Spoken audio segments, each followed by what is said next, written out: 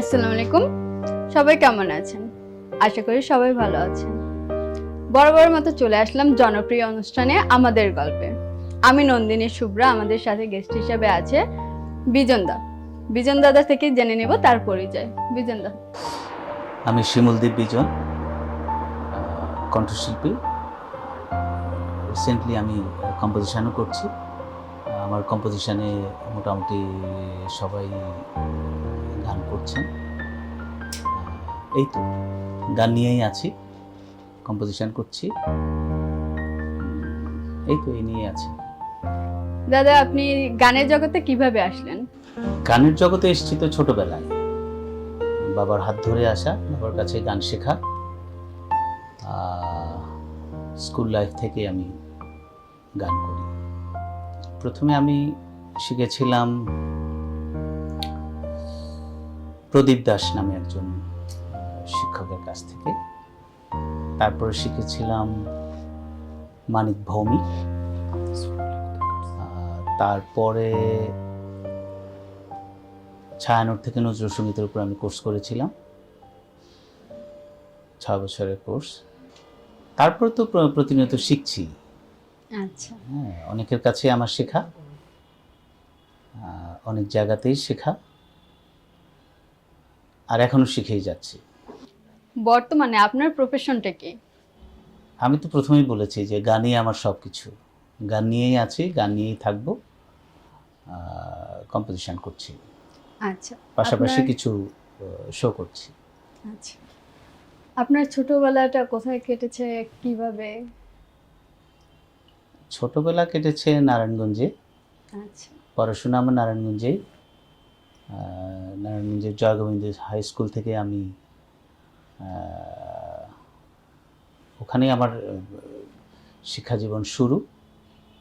তারপরে শিখেছি গণবিদ্যা স্কুল, দেন তুলারাম কলেজ। এভাবেই পড়াশোনাটা শেষ করেছি।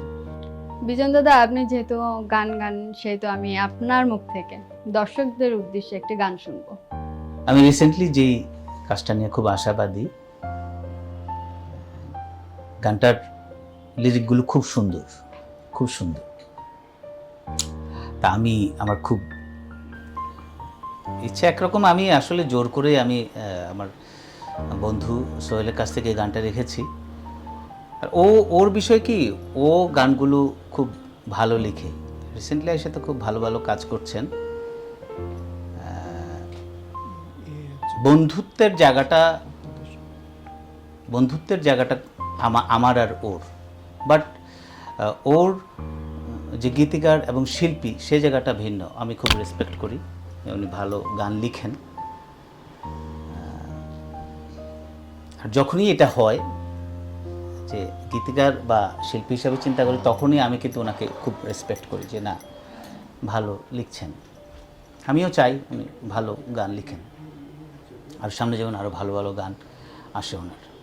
তা আমি ওনারই একটা গান আমি এখন আবার কাজ করছি। গানটা হচ্ছে,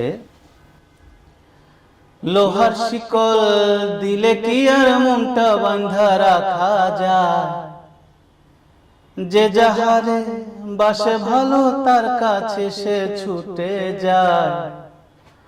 আমি দুঃখে মরি হায়, এখন করি কি উপায়, ভালোবাসার মানুষটারে ভুইলা থাকা দায়। আমি দুঃখে মরি হায়, এখন করি কি উপায়, ভালোবাসার মানুষটারে ভুইলা থাকা দায়। অসংখ্য ধন্যবাদ। খুব সুন্দর একটি গান শুনলাম।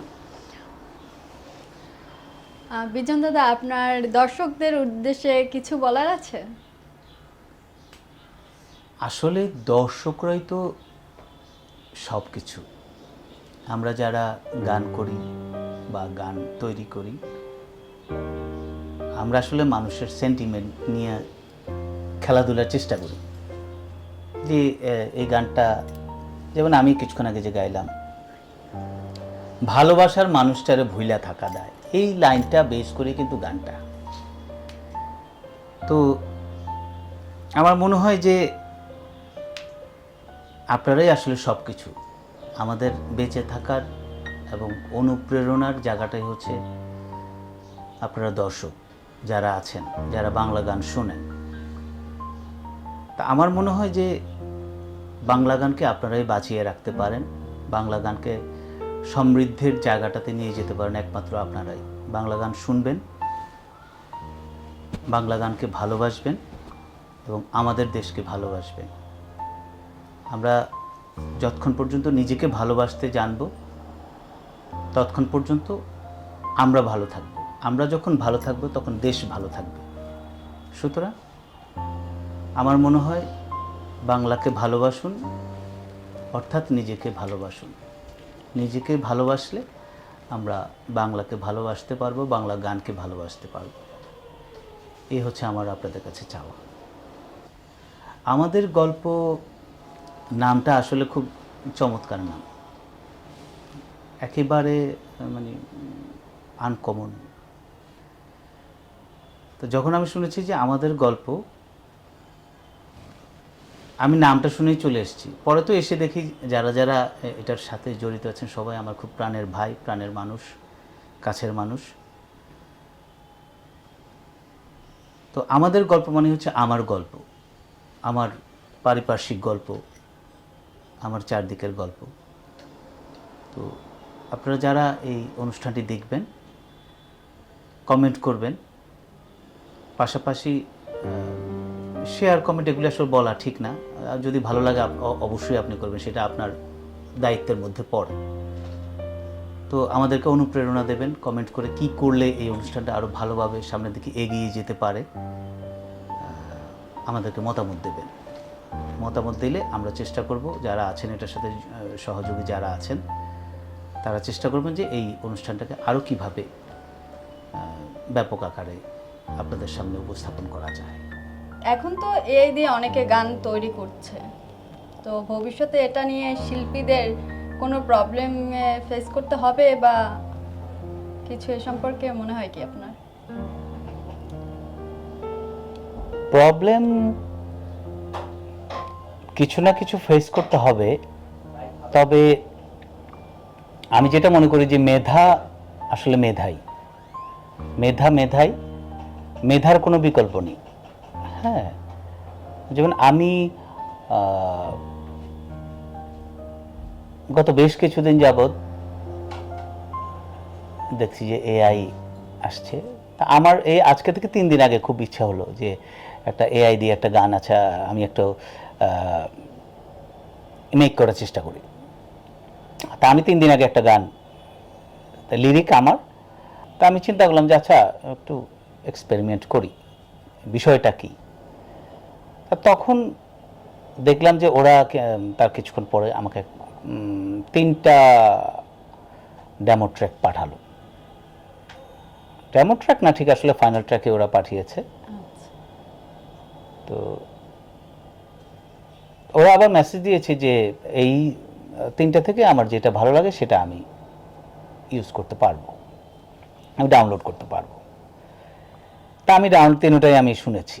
3টা শোনার পরে আসলে আমার যেটা মনে হয়েছে, আমার ভিতরে যে একটা সুরের যে একটা ক্ষুধা, হ্যাঁ, তৃষ্ণা, যে আমি এই লিরিকটাকে এমন সুর করব বা লিরিকটা এমন হবে। লিরিকটা কিছু চেঞ্জও ছিল, ওরা আবার কিছু অ্যাডও করেছে। করার পরে আবার সুরের জায়গাটাতে তো একবারে একটা তৃষ্ণা আছেই, যে আমি যেমন চেয়েছিলাম তেমন তো অবশ্যই না। হ্যাঁ, মিউজিকটা ভালো, মিউজিকটা ডিফারেন্ট, যে ওরা যে ইনস্ট্রুমেন্টগুলো বাজিয়েছে সেটা খুব মার্ভেলাস। কিন্তু মেইন যে লিরিক্সের জায়গাটা এবং সুরের জায়গাটা, এই জায়গাটাতে আসলে আমার আমি একমত হতে পারি না, যে এটা আসলে মেধা ছাড়া এটা কোনোভাবেই সম্ভব না। সুতরাং এআই একটা জায়গা অবশ্যই নেবে, এটা ঠিক যে এআই একটা বিশাল জায়গা করে নিয়েছে, কিন্তু যারা আসলে মেধাবী, যারা আসলে মেধা বিক্রি করে চলে, বিক্রি করে তার পেশা করে, তাদের মেধার মূল্যায়ন আসলে এআই না, কোনো কিছু দিয়ে হবে না। আসলে মেধা মেধাই। অবশ্যই। প্রিয় দর্শক, কথা বলতে বলতে, গান শুনতে শুনতে আর অনেক গল্প করতে করতে সময় একেবারে শেষ দিকে। আমাদের এখনই বিদায় নিতে হবে। আল্লাহ হাফেজ।